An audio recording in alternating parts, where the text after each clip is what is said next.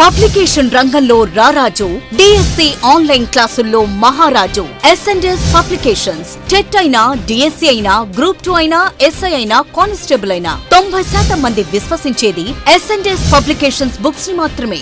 ఇప్పుడు DSC online క్లాసుల్లో ప్రపంచనం సృష్టిస్తూ స్టేట్ నెంబర్ 1 గా రాణిస్తున్న మన ఎస్ఎండ్ఎస్ యాప్. మీరు యాప్ ని డౌన్లోడ్ చేసుకుని ప్రతి సబ్జెక్టు వీడియోస్ ని చూసి పర్చేస్ చేసుకోగలరు. క్వాలిటీ వీడియోస్ కి, నమ్మకమైన బుక్స్ కి మారుపేరు మన ఎస్ఎండ్ఎస్. Sure and success. భాషోత్పత్తి వాదాలు. మరి భాషోత్పత్తి వాదాలు అంటే భాష ఇలా పుట్టుండొచ్చు అని తెలిపే వాదాలు. అంటే ఉత్పత్తి అంటే పుట్టుక అని అర్థం. ఉత్పత్తి అంటే అర్థం ఏంటండి? పుట్టుక అని అర్థం. వాదము అంటే నేను చెప్పేదే కరెక్ట్ అని వాదించడం. ఓకే, దాంట్లో మొదటి ప్రశ్న, భాషకు మూలం కొన్ని ధాతువులే అని ప్రతిపాదించిన భాషావేత్త అని ఇచ్చాడు. చూడండి, భాషకు మూలము కొన్ని ధాతువులే అని ప్రతిపాదించిన భాషావేత్త అని ఇచ్చాడు. 1 యాస్కాచార్యుడు, 2 గార్గి, 3 ఎలెన్ గార్డినర్, 4 కాత్యాయనుడు. ఓకే, మరి ఇక్కడ ఒకటి చూద్దాం. ఇక్కడ ధాతువులు అంటే అర్థం ఏంటంటే క్రియలు. మరి క్రియలే భాషకు మూలము అని తెలిపేటువంటి వాదము ధాతువాదం. క్రియలే భాషకు మూలము అని తెలిపే వాదము ధాతువాదం. అయితే ఈ మొట్టమొదటిసారిగా ప్రతిపాదించినది ఎవరంటే సంస్కృత భాషావేత్తలు. ఈ సంస్కృత భాషావేత్తలు మొట్టమొదటిసారిగా ఈ యొక్క ధాతువాదాన్ని ప్రతిపాదించారు. ఏపీ డిఎస్సిలో ఇచ్చారు. ఇది ఆంధ్రప్రదేశ్లో వాళ్ళు డిఎస్సి వాళ్ళకి సంస్కృత భాషావేత్తలు ప్రతిపాదించిన వాదం ఏంటి అని ఇచ్చాడు.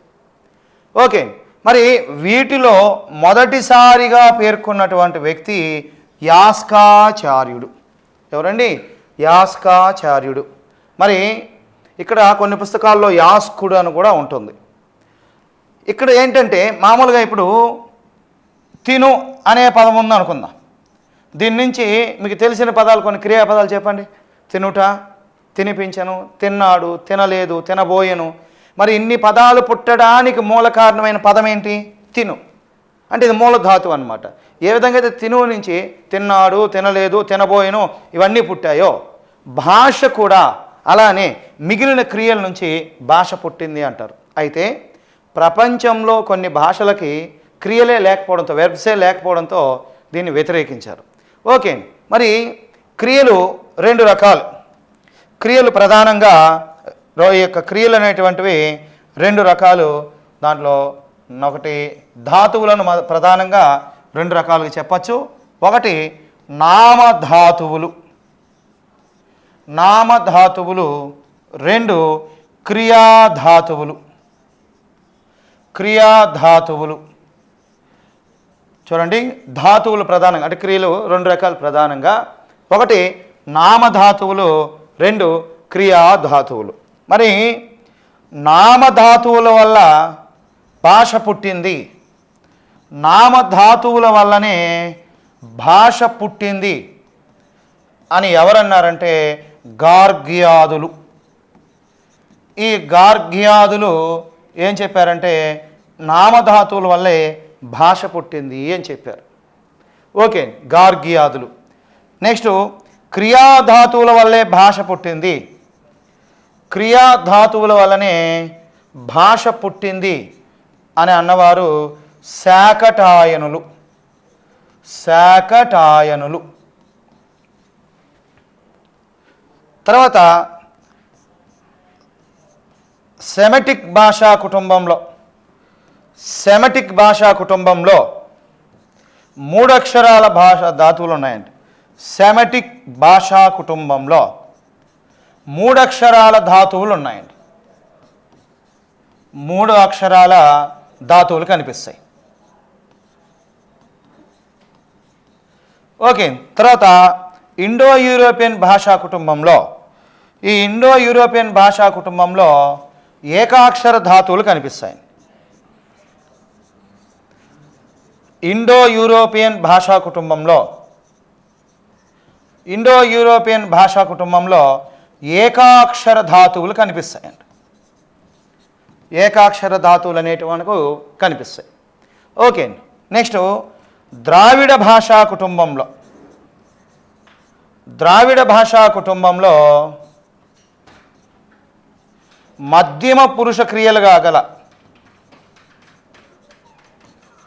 మధ్యమ పురుష క్రియలుగా గల ధాతువులు ఉన్నాయండి. మధ్యమ పురుష క్రియలుగా కలిగినటువంటి ధాతువులు అనేటువంటి ఉన్నాయి. మరి నిరంతరం ధాతువులతోనే మాట్లాడే వాళ్ళు చైనీయులు. నిత్యం ధాతువులే ప్రధానంగా మాట్లాడే వాళ్ళు చైనీయులు. చూడండి, భాషకు మూలం కొన్ని ధాతువులే అని ప్రతిపాదించిన భాషావేత్త యాస్కాచార్యుడు.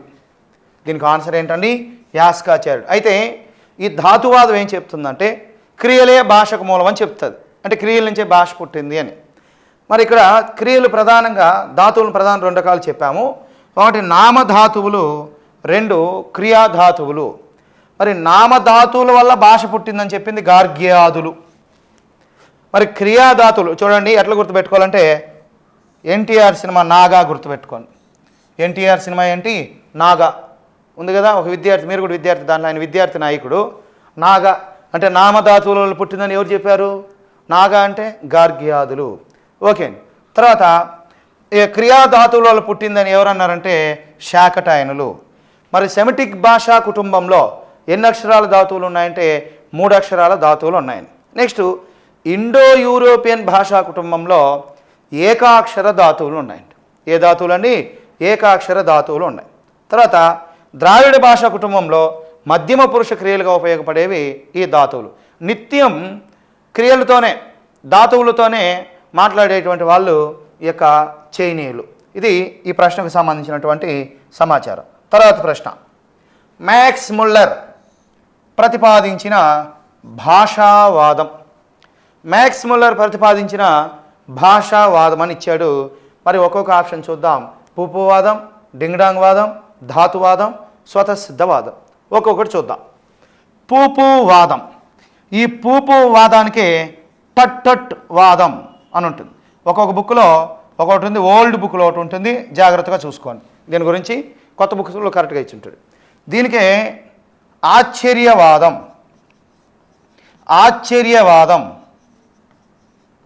వివక్ష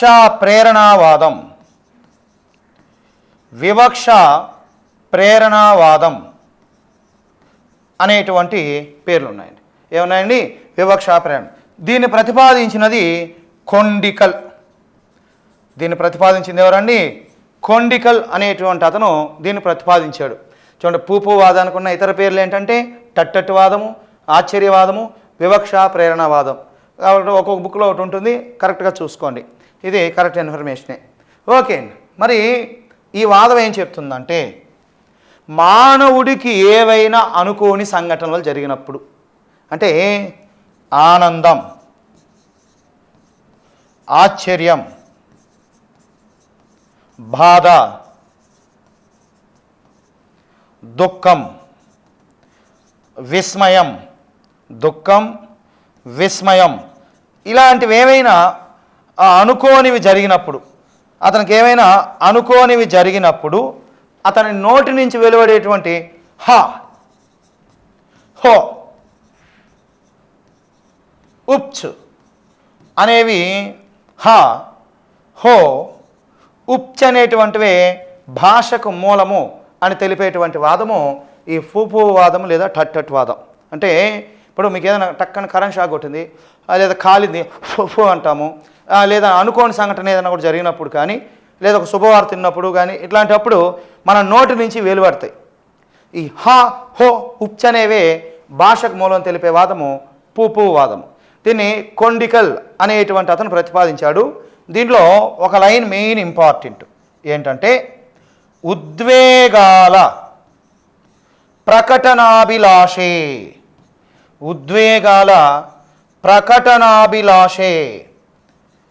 భాషకు మూలం.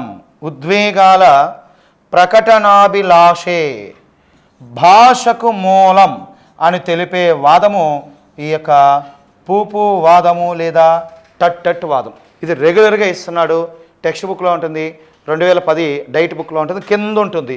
దీన్ని జాగ్రత్తగా చూసుకోవాలి. కాబట్టి ఉద్వేగాల ప్రకటనాభిలాషే భాషకు మూలము అని తెలిపే వాదము పూపు వాదం లేదా టట్ వాదం. దీన్ని రెగ్యులర్గా ఇస్తూ ఉంటాడు, జాగ్రత్తగా చూసుకోవాలి. దీన్ని ప్రవేశపెట్టింది ఎవరు, ప్రతిపాదించింది కొండికల్. ఓకే. తర్వాత ధాతువాదం, ఇప్పుడే చెప్పుకున్నాం. ధాతువాదాన్ని ప్రతిపాదించింది ఎవరు, యాస్కాచార్యుడు. నెక్స్ట్ స్వతసిద్ధవాదం. ఈ స్వతసిద్ధవాదాన్ని నోమ్ చామ్స్కీ అనేటువంటి హేతువాది దీన్ని ప్రతిపాదించాడు. దీన్ని హేతువాదం ఆధారంగా దీన్ని ప్రతిపాదించాడు ఈ యొక్క నోమ్ చామ్స్కీ. మరి ఇది అత్యంత ఆధునిక వాదం.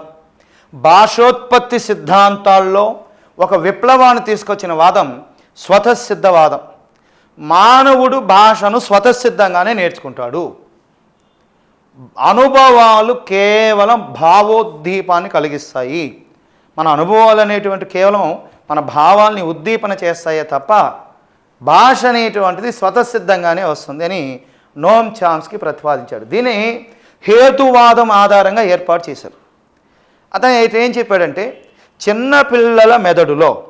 చిన్నపిల్లల మెదడులో సార్వత్రిక భాషా వికాసం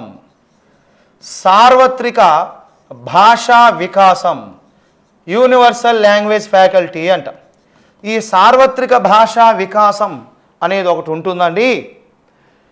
పరిసరాల నుండి విన్న పదాలు వాక్యాలు అన్నీ ఆ విభాగంలో చేరి ఒక వయసు వచ్చేటప్పటికి విద్యార్థి స్వతసిద్ధంగా మాట్లాడుతాడు అని ఈయన ఏం చేశాడంటే సాక్ష్యాధారాలతో సహా నిరూపించాడు. ఇప్పుడు అనుభవవాదము సంపాదనవాదము ఉంది, బిఎఫ్ స్కిన్నర్. అయితే ఈ అనుభవవాదాన్ని వ్యతిరేకిస్తూ అనుకరణ ద్వారా రాదు భాష, స్వతసిద్ధంగా మనమే నేర్చుకోవాలి అని చెప్పి ఈయన నోమ్ చామ్స్కీ ప్రతిపాదించాడు. అయితే ఇతను ఏం చెప్పాడంటే 4-5 సంవత్సరాల వయసు గల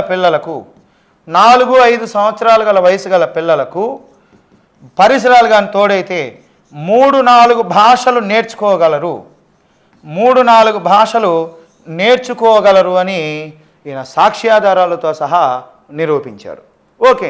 మరి ఇక్కడ చూడండి జాగ్రత్తగా, మీరు ఎప్పుడైనా కానీ చూడండి, ఇప్పుడు తెలంగాణని అటాచ్డ్గా ఉన్న పక్క రాష్ట్రాలు, తెలంగాణ ఆనుకొని ఉన్నటువంటి ఇతర రాష్ట్రాల సరిహద్దుల్లో ఉన్న వాళ్ళకి 2 భాషలు వస్తాయి.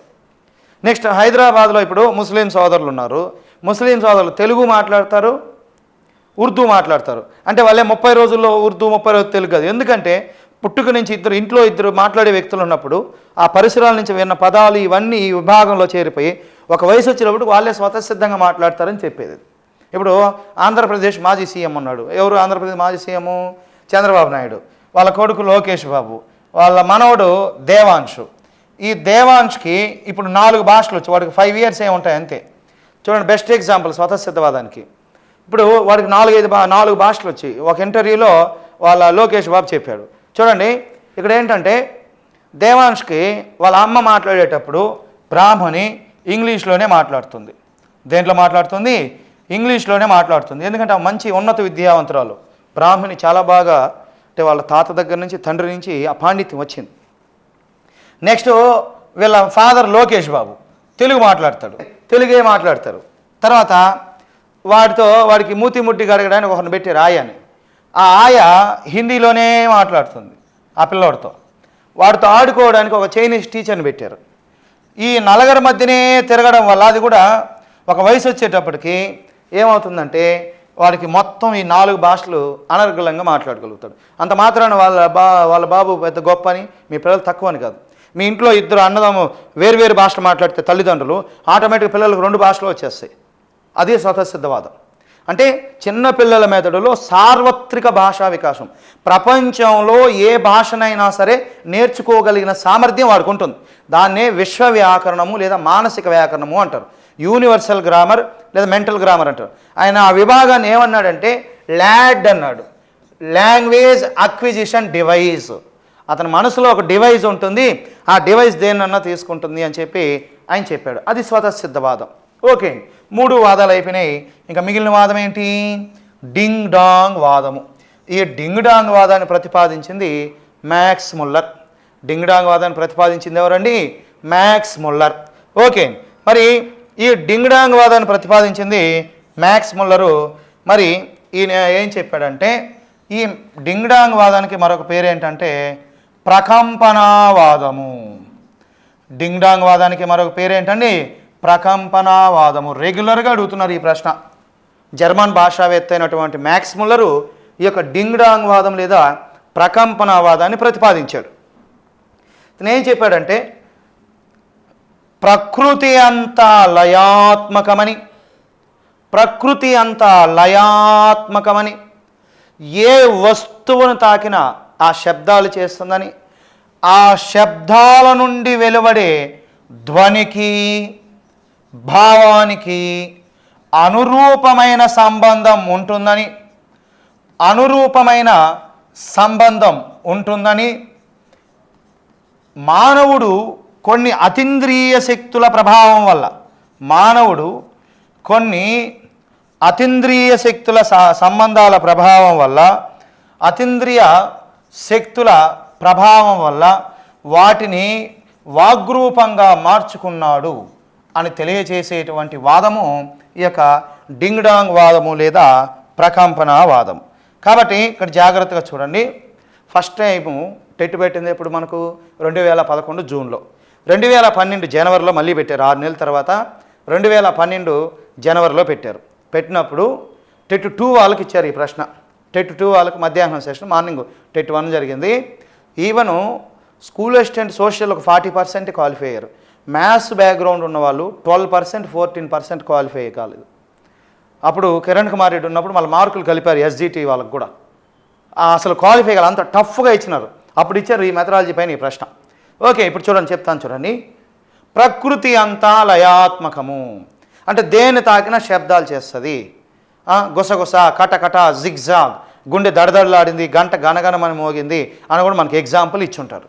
మరి ఇక్కడ ఏం చెప్పాడంటే, ప్రకృతి అంతా లయాత్మకము, ఏ వస్తువుని తాకినా అది శబ్దాలు చేస్తుంది, ఆ శబ్దాల నుండి వెలువడే ధ్వనికి భావానికి ఏదో ఒక అనురూపమైన సంబంధం ఉంటుందని చెప్పినటువంటి వ్యక్తి యొక్క మ్యాక్స్ ముల్లర్.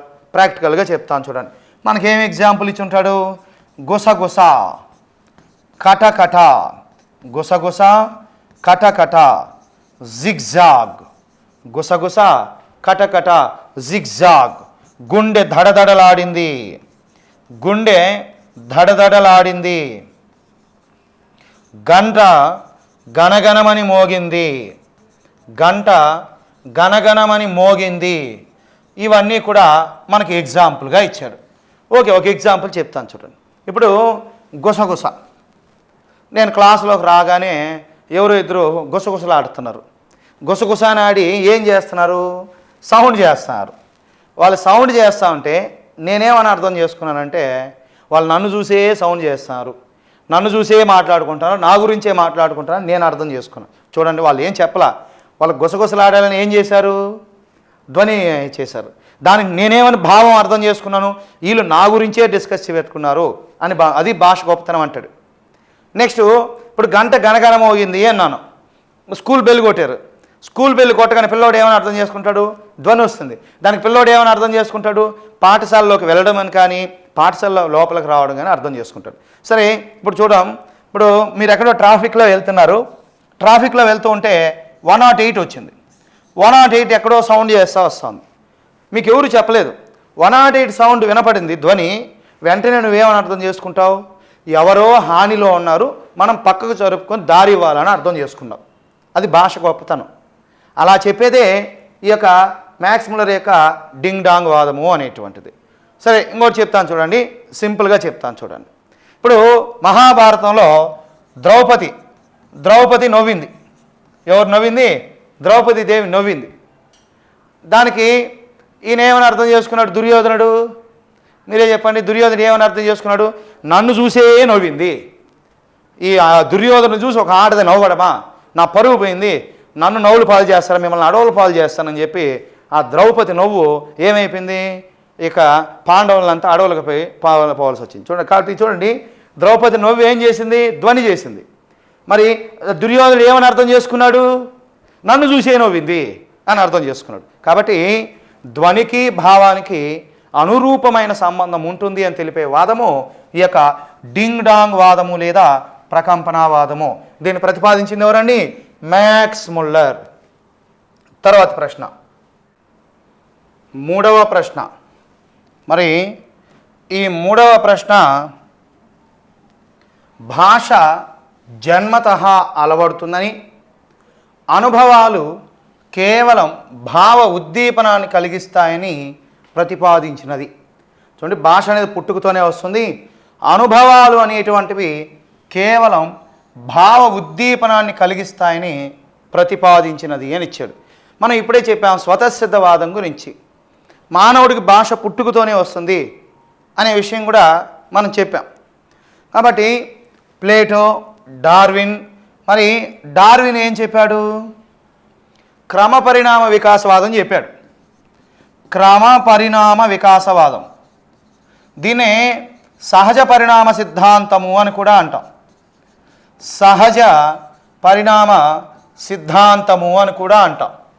అంటే భాష అనేది మనం మామూలుగా జంతుజాలం నుండి ఆవిర్భవించి ఒక వరుస క్రమంలో మానవుడు ఎలా అయ్యామో, భాష కూడా ఒక వరుస క్రమంలో అభివృద్ధి చెంది ఉండవచ్చు అని చెప్పి ఈయన చార్లెస్ డార్విన్ జీవ పరిణామ సిద్ధాంతం ఆధారంగా, ఎవాల్యుయేషన్ థియరీ, ఈ జీవ పరిణామ సిద్ధాంతం ఆధారంగా ఈ క్రమ పరిణామ వికాసవాదాన్ని రూపొందించడం జరిగిందండి. కాబట్టి ఇది కూడా కాదు, మనం ఆల్రెడీ చెప్పుకున్నాం. కాబట్టి దీన్ని స్కిన్నర్ కాదు, ఎవరు ప్రతిపాదించింది, నోమ్ చామ్స్కీ. కాబట్టి భాష అనేది జన్మతః అలవడుతుందని, అనుభవాలు కేవలం భావ ఉద్దీపనాన్ని కలిగిస్తాయని ప్రతిపాదించింది ఎవరంటే నోమ్ చామ్స్కీ. తర్వాత ప్రశ్న, ఆవశ్యకతను బట్టి స్వాభావికంగా భాష ఉత్పన్నమైనదని భావించిన తాత్వికులు అని ఇచ్చాడు. చూడండి, ఆవశ్యకత అంటే అవసరము అని, ఆవశ్యకత అని అంటే అవసరము అని అర్థం. అంటే ఆవశ్యకతను బట్టి అంటే మానవుడు తన అవసరాన్ని బట్టి, తన స్వభావానికి తగ్గట్లు, తన ఇక్కడ స్వాభావికంగా ఇచ్చాడు. దీన్ని స్వభావవాదము అంటారు. ఈ ప్రశ్న వచ్చి స్వభావవాదము, థియరీ ఆఫ్ ఇన్హెరెంట్ నెసెసిటీ. మరి స్వభావవాదులను ఎవరిని అంటారంటే పైథాగరస్, ప్లేటో. పైథాగరస్, ప్లేటో వాళ్ళని స్వభావవాదులు అంటారు. Pythagoras, Plato. చూడండి, మిక్స్ చేసి ఇచ్చారు. చూడండి, Plato, Aristotle, Pythagoras, Demetrius, Aristotle, Pythagoras, Plato.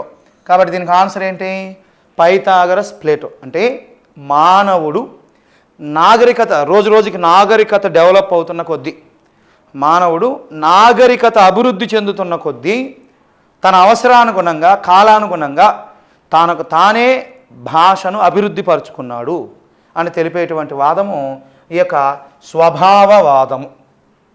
ఇట్లా స్వభావవాదం ఉండడం వల్లనే ఇప్పుడు చూడండి, మనం ఏం చేసాం, ఒక రాష్ట్రాన్ని ఏర్పాటు చేసుకున్నాం. చూడండి, మా యాస, మా భాష, మాకు తెలంగాణ రాష్ట్రం కావాలన్నాం. మీ సంస్కృతి సాంప్రదాయాలు, మాకంటూ బతుకమ్మ, బోనాలు ఇవన్నీ ఉన్నాయి, ఇదో మా రాష్ట్రం అంటే మన స్వభావం ఒకలాగా ఉంటుంది. అలానే తమిళుడు, మా రాష్ట్రం వచ్చి మేమంతా తమిళము, అరవోళ్ళము, మాకు ఇచ్చే అనేసి అంటారు. అలానే కన్నడ వాళ్ళు, వాళ్ళ స్వభావానికి తగ్గట్టు కన్నడ రాష్ట్రం. ఒరిస్సా, ఒరియా, మరాఠీ, మహారాష్ట్ర. అంటే మన దేశం భాషా ప్రయుక్త రాష్ట్రాలు. అంటే వాళ్ళ స్వభావానికి తగ్గట్టు వాళ్ళు విడిపోయారు. ఇప్పుడు దేవుడు కానీ భాష ఇచ్చి ఉంటే ప్రపంచం అంతా ఒకే భాషను ఉండాలి. కాబట్టి భాష అనేది వాళ్ళ అవసరానికి తగ్గట్టు కాలానుగుణంగా నాగరికత అభివృద్ధి చెందిన కొద్దీ తనకు తానే భాషను రూపొందించుకున్నాడు అని తెలిపేటువంటి వాదము స్వభావవాదము, థియరీ ఆఫ్ ఇన్హెరెంట్ నెసెసిటీ. దీని పైథాగరస్, ప్లేటో. తర్వాత డెమిట్రియస్, అరిస్టాటిల్ వచ్చి సంకేతవాదము. ఈ సంకేతవాదులు అంటారు వీళ్ళని. వీళ్ళు ఏం చెప్పారంటే సంకేతాలే భాషకు మూలము, సంకేతాలే భాషకు మూలము అని తెలిపేటువంటి వాదము ఈ యొక్క సాంకేతిక వాదం. కాబట్టి ఇవి జాగ్రత్తగా చూసుకోవాలి. తర్వాత 5వ ప్రశ్న, భాషా వికాసన సిద్ధాంతాన్ని ప్రతిపాదించిన వారు. భాషా వికాసన సిద్ధాంతం ఇప్పుడే చెప్పాను, సార్వత్రిక భాషా వికాసము, సార్వత్రిక భాషా వికాసము. మరి సార్వత్రిక భాషా వికాసాన్ని ప్రవేశపెట్టింది ఎవరు? నోమ్ చామ్స్కీ. సమగ్ర వివరణ అక్కడే ఇచ్చిస్తాం. కాబట్టి తర్వాత గెస్టాల్ట్ ఇచ్చాడు, ఎర్క్స్ ఇచ్చాడు, బిఎఫ్ స్కిన్నర్ ఇచ్చాడు. కాబట్టి భాషా వికాసన సిద్ధాంతాన్ని ప్రతిపాదించిన వారు చామ్స్కీ. తర్వాత ప్రశ్న, ధాతువాదాన్ని సమర్థించిన వారు. ఏమని చెప్పండి, మనం వివరించాం. పతంజలి, భాస్కరాచార్యుడు, యాస్కాచార్యుడు, కౌటిల్యుడు. మరి ధాతువాదాన్ని తెలివిగా సమర్థించిన వారు అని ఇచ్చారు. చూడండి, ఇప్పుడు ప్రతిపాదించింది ఎవరు? సంస్కృత భాషావేత్తలు. వాళ్ళ మొట్టమొదటిగా ప్రతిపాదించింది ఎవరు? యాస్కాచార్యుడు. కాబట్టి ప్రశ్న ఎలా అడుగుతున్నాడు అనేది మనం తెలుసుకోవాలి. మనం ఆల్రెడీ దానికి సంబంధించిన పాఠం చెప్పాం. ఓకే, తర్వాత ప్రశ్న, పడవలను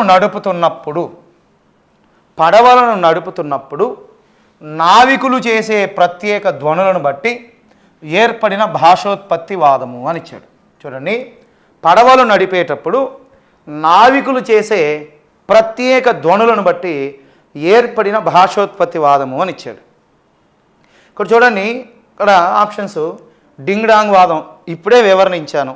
అంటే ప్రకృతి అంతా లయాత్మకమని, ఏ వస్తువును తాకినా అది శబ్దాలు చేస్తుందని, ధ్వనికి భావానికి ఒక ఆ ఓడిస్తున్నాడు. డింగ్ డాంగ్ వాదం అనగానే ఇది ఇస్తున్నాడు. ధ్వనికి భావానికి ఒక అనురూపమైన సంబంధం ఉంటుంది అని తెలిపే వాదము డింగ్ డాంగ్ వాదం లేదా ప్రకంపన వాదం. దీన్ని ప్రతిపాదించింది ఎవరంటే మ్యాక్స్వెల్. తర్వాత ఫూఫూ వాదం. ఈ ఫూఫూ వాదము లేదా టట్టట్ వాదము లేదా వివక్ష ప్రేరణావాదము లేదా ఆశ్చర్యవాదము అనేటువంటి దాన్ని కోండికల్ ప్రతిపాదించాడు. ఓకే, దాని గురించి మనకి ఇబ్బంది లేదు. నెక్స్ట్ భౌభౌవాదము. భౌభౌవాదము లేదా దీన్నే ధ్వన్యనుకరణవాదము అంటాం.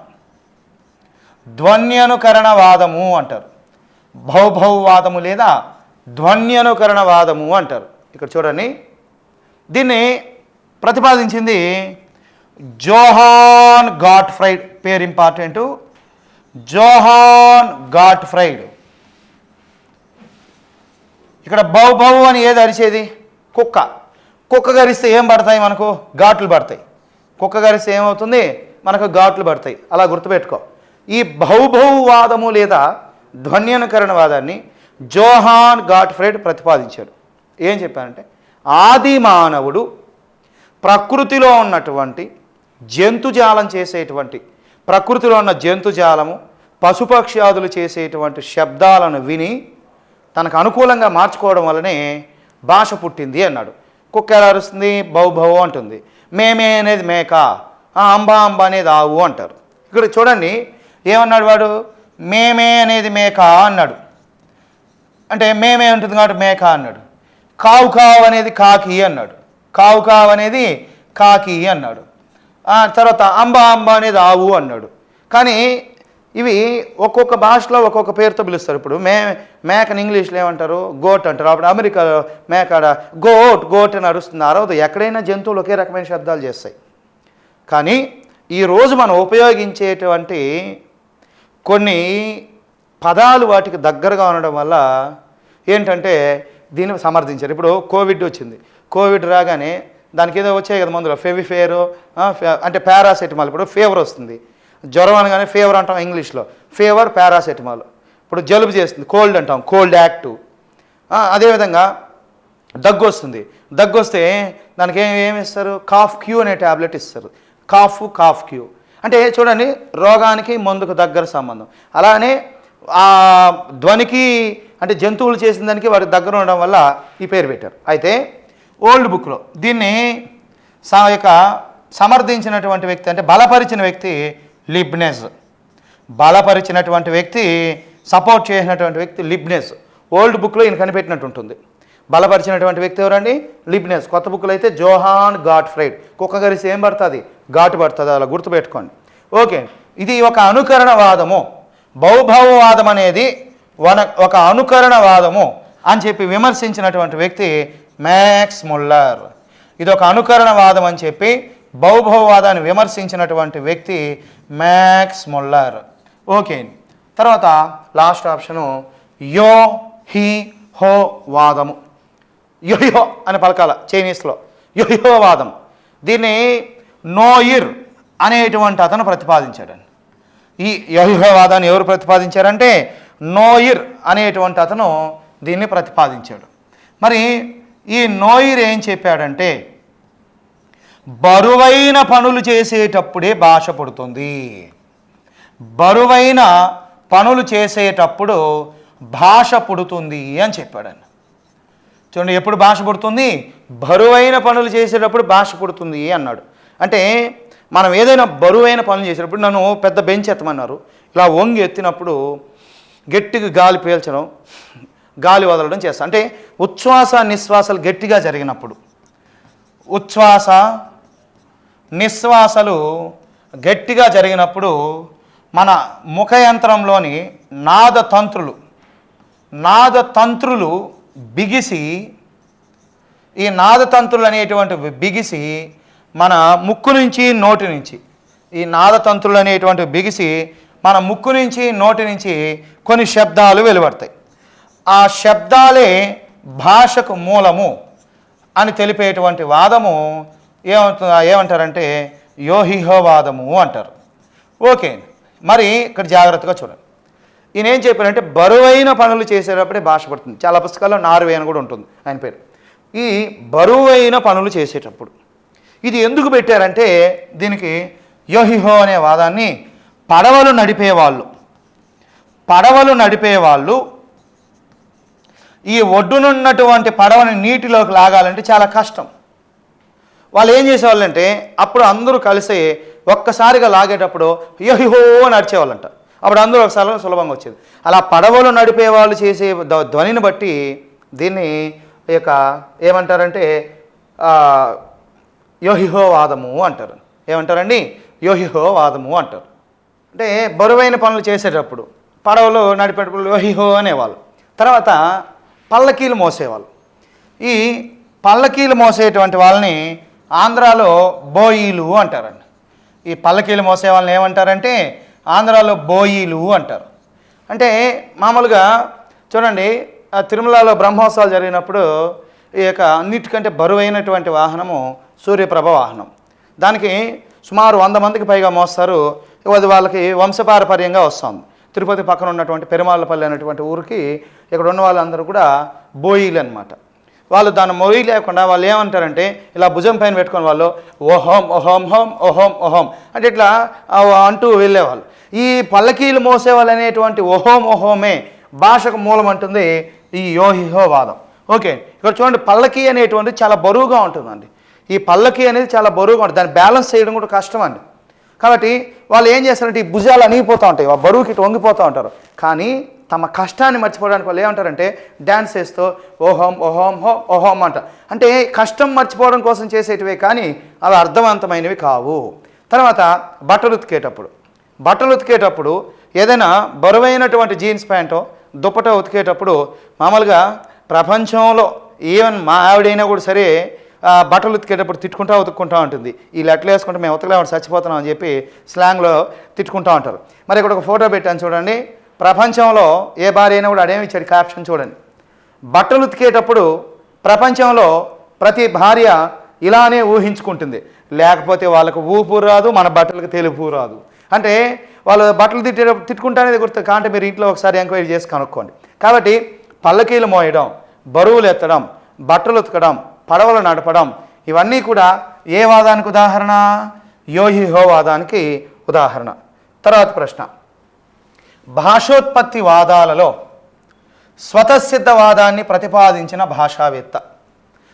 భాషోత్పత్తి వాదాల్లో స్వతసిద్ధవాదాన్ని ప్రతిపాదించిన భాషావేత్త ఆల్రెడీ చెప్పేసాం. ఇంకేముంది? స్వతసిద్ధవాదాన్ని ప్రతిపాదించింది ఎవరు?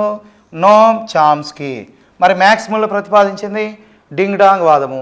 యాస్కాచార్యుడు ఏంటి? ధాతువాదము. బిఎఫ్ స్కిన్నరు అనుభవవాదము లేదా సంపాదనా వాదము. అనుభవవాదము లేదా సంపాదనా వాదం. చూడండి, ఈయన భాష అనేటువంటిది అనుభవపూర్వకంగానే వస్తుంది, దీన్ని సంపాదనవాదము అని కూడా అంటారండి. చూడండి, ఈయన ఏ గూటి చిలుక పలుకులు పలుకుతుంది, ఆ భాష అనేది అనుకరణ ద్వారానే ఏర్పడుతుంది అని చెప్పి ఆయన చెప్పాడు. మరి ఈ అనుకరణవాదాన్ని వ్యతిరేకించింది నోమ్ చామ్స్కీ. వీళ్ళిద్దరు ఎట్లాంటి వాళ్ళు అంటే అత్తా కోడలు అంటారు. ఏ అత్తా కోడలకి ఎక్కువ పడదు అనమాట. అంటే అత్త ఓకే అంటే ఆమె నో అంటుంది, ఆమె ఎస్ అంటే ఇంకొకరు నో అంటారు. ఇద్దరు అత్త కోడలు లాంటి వాళ్ళు అనమాట. ఒకరు ఎస్ అంటే ఇంకొకరు నో అనాల్సిందే. అంటే వీళ్ళని వాళ్ళు వ్యతిరేకిస్తారు, వాళ్ళని వీళ్ళు వ్యతిరేకిస్తారు. కాబట్టి అనుభవపూర్వక సంపాదనవాదాన్ని వ్యతిరేకించింది ఎవరు? నోమ్ చామ్స్కీ. ఓకే అండి, ఇది ఏపీలో వాళ్ళకి డిఎస్సికి కూడా ఇవ్వడం జరిగింది. అంటే అనుభవపూర్వక సంపాదనవాదాన్ని వ్యతిరేకిస్తూ స్వతసిద్ధవాదాన్ని ప్రతిపాదించింది ఎవరు అని ఇచ్చాడు. కాబట్టి ఈ స్వతసిద్ధవాదాన్ని ప్రతిపాదించింది నోమ్ చామ్స్కీ. ఓకే, తర్వాత ప్రశ్న, సంస్కృత భాషావేత్తలు ప్రతిపాదించిన భాషోత్పత్తివాదం. ఇప్పటికే 2 సార్లు వచ్చింది ఈ ప్రశ్న, అంత ఇంపార్టెంట్ ఈ ధాతువాదం. మరి ఈ సంస్కృత భాషావేత్తలు ప్రతిపాదించిన భాషోత్పత్తివాదం ఏది? ధాతువాదం. దాంట్లో మొట్టమొదటిగా చెప్పిన వ్యక్తి ఎవరు? యాస్కాచార్యుడు. 3 టైమ్స్ ఏం వచ్చింది చూడండి ప్రశ్న.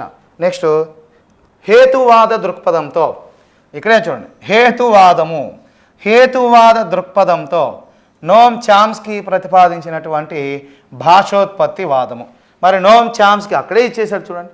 హేతువాదం ఆధారంగా ఏర్పాటు చేసిన వాదం ఏంటి? స్వతసిద్ధవాదము.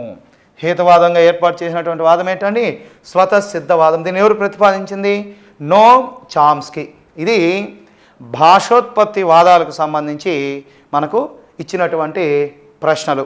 10 ప్రశ్నలు ఇవ్వడం మనం గమనించవచ్చు. ఇది భాషోత్పత్తి వాదాల్లో వచ్చిన గత ప్రశ్నలకు వివరణ.